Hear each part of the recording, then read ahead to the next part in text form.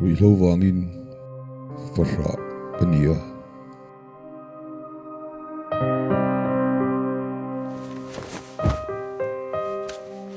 Ruihho wangin kamalam hun kachana HIV/AIDS wangin kapasal kachana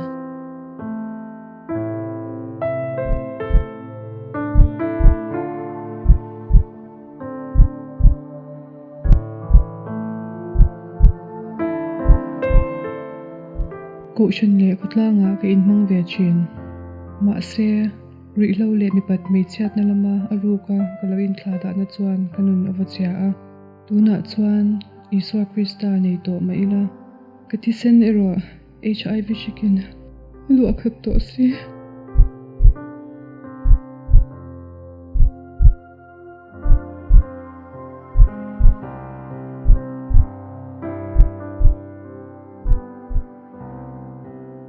mi ngaya kong dik ni o takalang